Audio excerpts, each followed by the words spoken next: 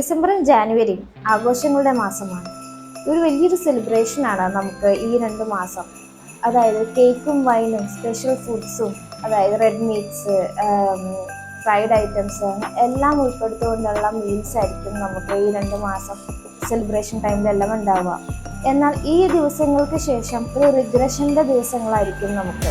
കാരണം നമ്മൾ കഴിച്ചു പോയല്ലോ, കഴിക്കാതിരിക്കാൻ പറ്റില്ല, ഗസ്റ്റ് ഉണ്ടായിരുന്നു, സ്പെഷ്യൽ ഫുഡ്, നമുക്ക് വർഷത്തിലൊരിക്കൽ വരുന്ന സെലിബ്രേഷനാണ് ന്യൂ ഇയർ, ക്രിസ്മസ്, അതുകൊണ്ട് അത് സെലിബ്രേറ്റ് ചെയ്യണം എന്നുള്ള കാരണങ്ങൾ കൊണ്ടാണ് നമ്മൾ കഴിച്ചത്. എന്നാൽ ഒരു ഹെൽത്തി വേയിലൂടെയാണ് ഇതെല്ലാം കഴിച്ചതെങ്കിൽ അതിന് റിഗ്രഷനൊന്നുമില്ലാതെ, അധികം വെയിറ്റ് ഗെയിനൊന്നും ഇല്ലാതെ നമുക്ക് ഈ 2 മാസം സെലിബ്രേറ്റ് ചെയ്യാം. സോ എന്തെല്ലാമാണ് അതിനൊരു വഴിയെന്ന് ഈ വീഡിയോയിൽ എക്സ്പ്ലെയിൻ ചെയ്യാം. നമ്മൾ ഫസ്റ്റിൽ തന്നെ മെയിൻ മീൽ വെച്ച് സ്റ്റാർട്ട് ചെയ്യാം. ബ്രേക്ക്ഫാസ്റ്റും ലഞ്ചും ഡിന്നറിലെല്ലാം നോൺ വെജസ് ആഡ് ആക്കും. അതായത് ചിക്കനും ഫിഷും റെഡ് മീറ്റ്സും എല്ലാം നമ്മൾ ആഡ് ആക്കുമ്പോൾ ഇതൊന്നും ഫാറ്റ് ഇല്ലാതെയാണ് കഴിക്കുന്നതെങ്കിൽ നമ്മളിതിൽ റിഗ്രറ്റ് ചെയ്യേണ്ട ആവശ്യമില്ല.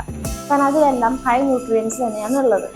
എങ്ങനെയാണ് നമുക്ക് non veg items weight means healthy weight maintain ചെയ്തുകൊണ്ട് പോകുന്ന, അല്ലെങ്കിൽ വെയിറ്റ് ലോസ് നോക്കുന്ന ഒരാൾക്ക് എങ്ങനെയെല്ലാം കഴിക്കാം?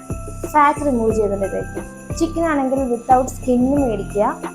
കുക്ക് ചെയ്യുമ്പോൾ ഫ്രൈ ചെയ്യാതെ എയർ ഫ്രൈ ചെയ്തിട്ടോ അല്ലെങ്കിൽ ഗ്രില്ല് ചെയ്തിട്ടോ കറി വെച്ചെല്ലാം നമുക്ക് ചിക്കൻ കഴിക്കാം. ഇതിൻ്റെ കൂടെ നമുക്ക് വെജും കൂടി ആഡ് ആക്കണം എന്നുള്ളൂ.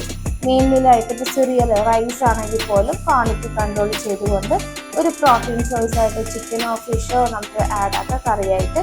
ഈ റെഡ് മീറ്റ് ഉണ്ടെങ്കിൽ പോലും 2-3 പീസ് എടുക്കാവുന്നതാണ്. അതിലും നമുക്ക് ഫാറ്റ് റിമൂവ് ചെയ്യാം. റെഡ് മീറ്റ്സിൽ നമുക്ക് കുക്ക് ചെയ്യണം മുന്നേ, മീൻസ് കറിയാക്കണ മുന്നേ ഒന്ന് ജസ്റ്റ് ഒരു സോൾട്ടൊക്കെ ഇട്ടൊന്ന് വേവിച്ചിട്ട് അതിൻ്റെ ഫാറ്റ് റിമൂവ് ചെയ്തതിന് ശേഷം അത് കറി വെക്കുകയാണെങ്കിൽ അധികം ഫാറ്റ് ഇല്ലാതെ തന്നെ ആ കറി നമുക്ക് കൂട്ടാൻ പറ്റും. അധികം ഗ്രേവി എടുക്കാതെ കൂടുതലും പീസസ് എടുക്കാൻ വേണ്ടിയിട്ട് ഫ്രൈ ചെയ്താൽ മതി.